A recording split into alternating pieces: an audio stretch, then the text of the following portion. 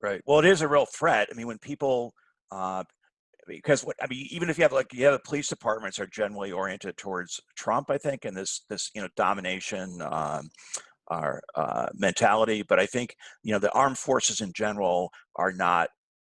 There's still there's still vestiges of bipartisanship in the military national security state. So just this past week we had Mattis criticizing really viciously criticizing Trump, and justifiably, and also his Secretary of Defense Esper resisting using troops against civilians. And Only after he saw the backlash that he got. well, but even so, it's like they're not. There's a difference between the armed forces, I think, in general, and these police departments. And you mentioned the National Guard. In Buffalo, there's a difference in mentality. I think there is a fear that that's how countries fall, is when the armed forces go over to the people and they're no longer loyal to the powers that be. That's how revolutions take place. So I think there's a real fear that they want to nip it in the bud, and they want to kind of. And I don't think like Mattis is any great, Democrat, lowercase d. I think they're just worried about seeing what could happen if things just deteriorate further. That's even a broken clock can be correct twice a day, right? Well, that's true. I did come out from this, and I also saw how George W. Bush came out, and he has talked about this whole thing, and the fact that now you have Obama, who made that hour plus long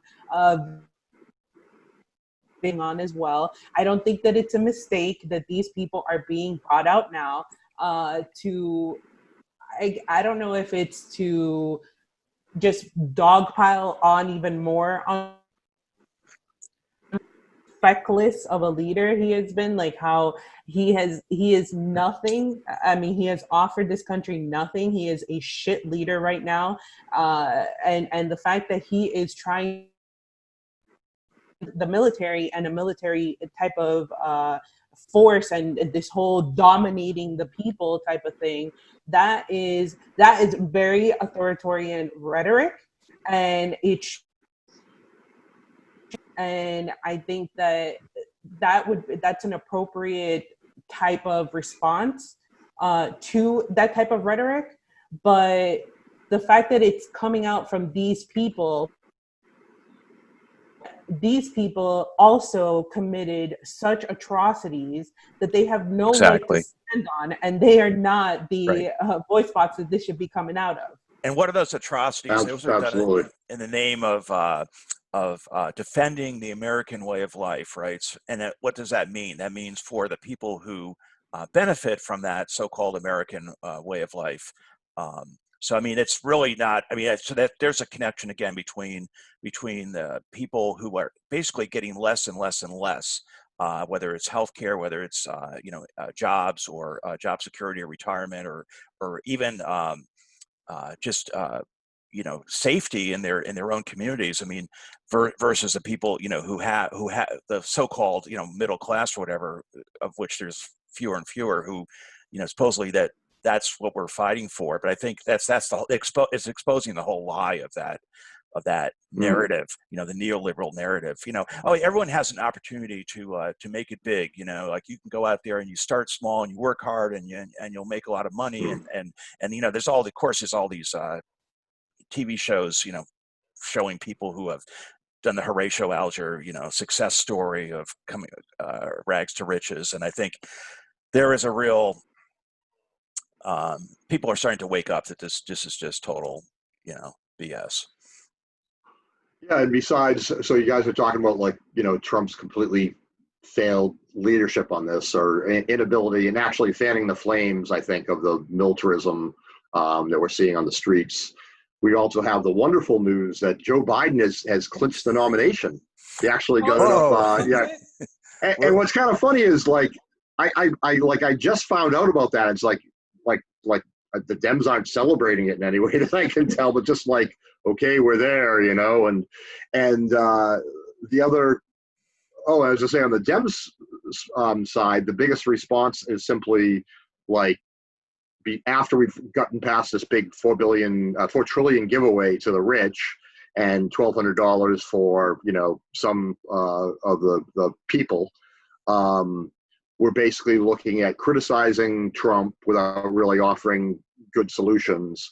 And, you know, they're going to offer up like Harris as vice president because we need a black woman vice president now because, and never mind, it's so insulting because she has a horrible authoritarian record, right, in California of like using prison slave labor and putting people in jail for their kids being truant and using, you know, pot and stuff, and it's horrific. Laughing about it.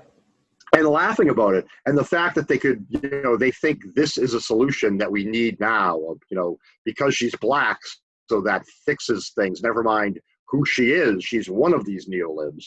Well, that's just the identity politics thing, you know, that right. Things are going to change because we have, you know, it's like when Dinkins ran for mayor of New York. He's one of the most ineffectual mayors in New York, but like, you know, everyone voted for him because he was a person of color, which, you know, it was historic that he got elected to be mayor of New York, but he was basically ineffectual and corrupt, you know, as a mayor. So that argument doesn't really go too far. It obviously doesn't change the real, you know, power relations that exist. It's just sad that that's essentially where we're at. I mean, that's essentially what the Dems will offer us.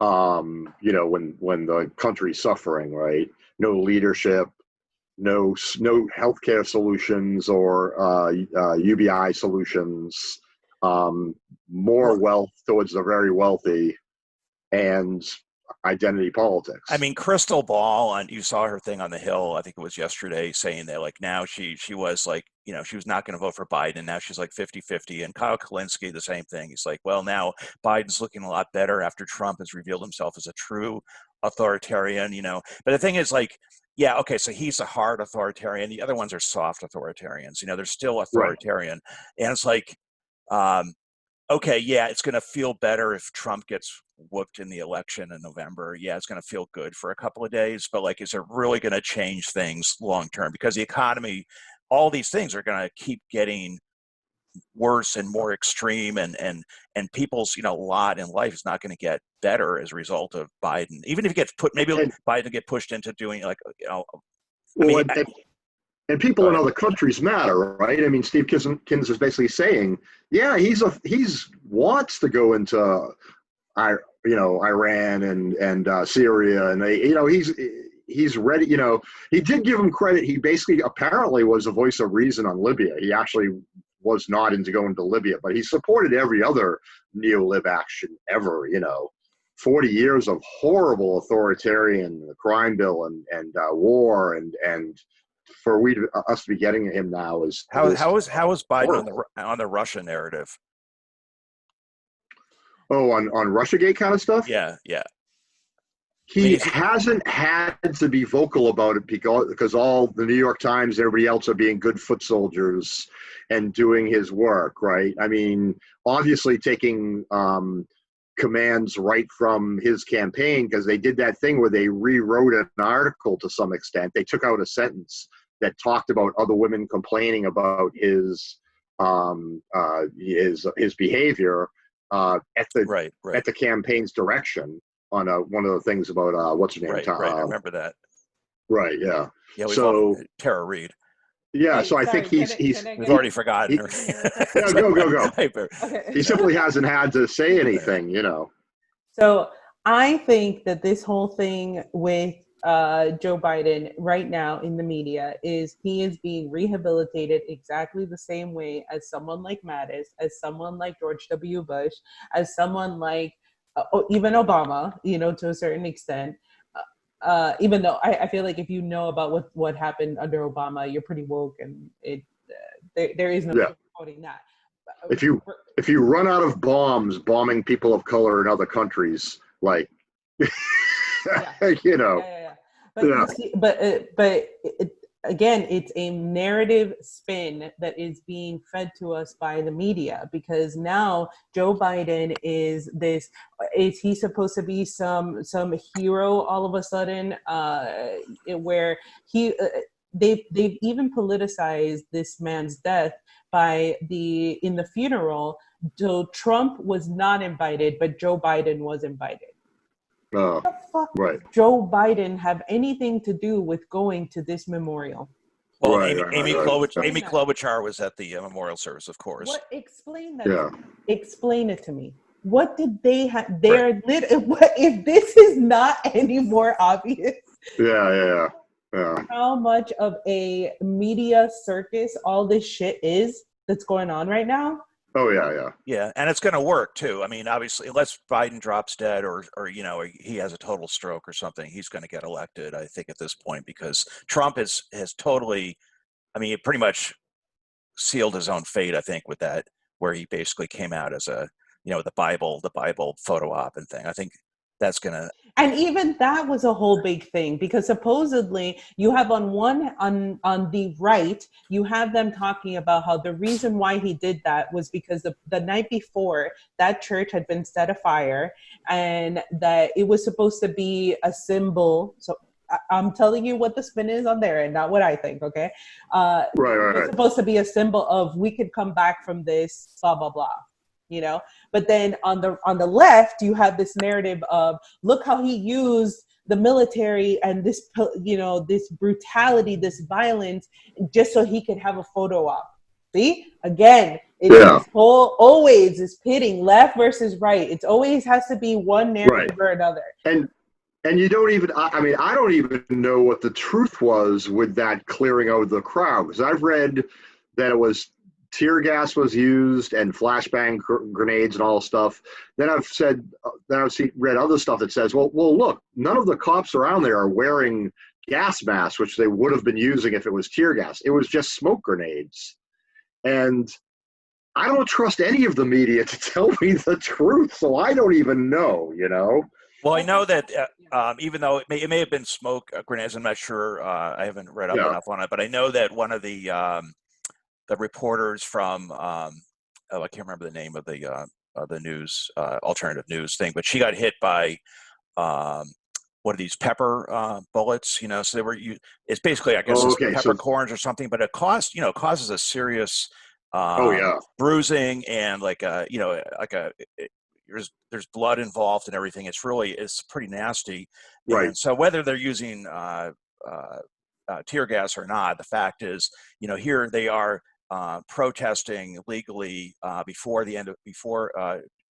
curfew started, and they were forcibly attacked, by military style forces. I think that's the real thing. So that was actually some alternate news that you would basically trust, right? That is what it sounds like. Yeah, it wasn't Hard Lens, but it was another one. Who was?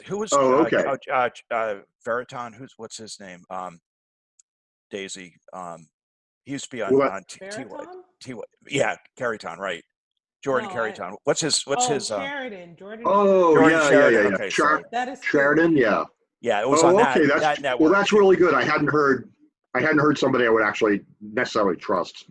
Yeah, so there was actually. It was pretty forcefully put down, and obviously that the whole argument that all these troops died for our freedom to protest. Well, they're okay. That's gone out the window now, because obviously we don't have that freedom anymore, at least in certain situations.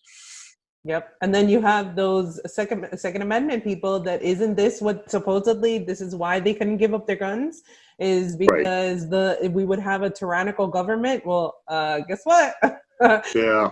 That's what we're headed towards. Once you have curfews, you're setting curfews for places. And I do understand that there is a need to make sure we need to put out the fires, obviously. If there was even in California, every year when all these fires run rampant, they need to be stopped, right? There needs to be some sort of plan to put them out. Yep. But once we start allowing the military to take over, their job is not supposed to be law enforcement. They look at situations differently. And once we open that door, we cannot close it. It's like everything that we've been talking about for weeks now, right? About all of these different measures that are coming out little by little. and there's supposed to be these temporary measures just to, you know, figure out, like, you know, put out the fires, metaphorically. But to what end? It just seems to keep escalating little by little. And I don't think that that's by mistake. I think that all of these things that are happening because they want to set up an infrastructure, and they're just taking our rights and you know, taking these measures little by little, and just testing us to see how much they can do at a time. They once. So who's they? You're talking about the neoliberal I think it goes beyond it's the permanent state, right? The permanent state is what. Yeah. The polite term for deep state. Yeah. Right. You don't want to say deep state but if you explain to people, it's like, no, there are people that are permanently set in the machinery of government. Right. And the concept of deep state, by the way, did come out of the left before it was co-opted by the right. Oh, okay. Yeah. Yeah. I forget the name of the Canadian political scientist who came up with the deep state concept. But I do think that permanent state, it actually does make more sense to call it the permanent state, because it doesn't matter who is supposed to be in charge, quote unquote. They're just figureheads. They're people they're the puppets that keep us entertained, looking the other way. It's like a magic trick, you know, right, where they're doing all these things behind closed doors, and in front of us, they're putting on this little show so that they can continue to do whatever the fuck it is that they want to do. Right. And you're not supposed to. Well, it's like that. It's like that Venn. You've seen that Venn diagram, right? Where basically it's like there's this big area in the center where all the Republicans and Democrats, right and left, agree, and that's all war and all, you know, all these kind of, you know, keeping down the people and keep people stupid, and then on the left they give you a little bit of like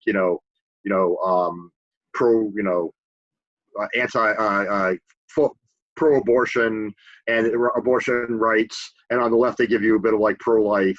I mean, on the right, pro-choice, and and it's just all, it's all bullshit. They really are all one and the same, and that's like what we really need people. I mean, what came out was with the WikiLeaks, and the WikiLeaks was such obviously offensive to that national security state when those tapes were revealed of the attacks on the Reuters reporters on Iraq. I mean, this is a true nature of American imperialism, that we just go in there and murder people that we disagree with, that aren't a threat, you know, and also firing on the offices of Al Jazeera. I mean, come on, I mean, this stuff. This reveals the real, true nature of the state. And this, you know, okay, you don't use it. We haven't used it domestically yet, but, you know, that's. Well, see, I mean, and Daisy and I have had this discussion a lot. Like, how do you make people in the United States realize that's a fact of life in other countries where, you know, people are having a wedding on the beach and then a drone comes in and blows up the entire wedding party? That's a factor of life in other countries, and it's our doing. And how do you make that real to people, that happens, and it's tax dollars taken away from people being able to have food security and health care that causes that to happen. Exactly. Right. They've made us these complacent people over here, just making sure that we have our Netflix and we have our Starbucks and we have, we have grocery stores that are packed with everything. Now that, you know, people are starting to see their grocery shelves starting to empty out, and we have all these things that may be at risk, then all of a sudden now we care about these things. But in the meantime, how long have they been living like this in Palestine? Okay. And people have turned the other cheek. They have looked the other way, ignoring what's been going on with our help. Okay, how much money have we given to Israel to be able to, you know, commit these atrocities on these people? Okay, and Yemen is still going on. Okay, and everyone that's a Democrat feels virtuous because they're going to go to a Black Lives Matter thing this weekend. I know I'm going to one, but I don't feel like they were, you know, virtuous. But and everyone, you know, on the right, as we say, will go to pro-life rally or something or whatever, you know, and there it's just it's a facade to hide the truth from us, basically.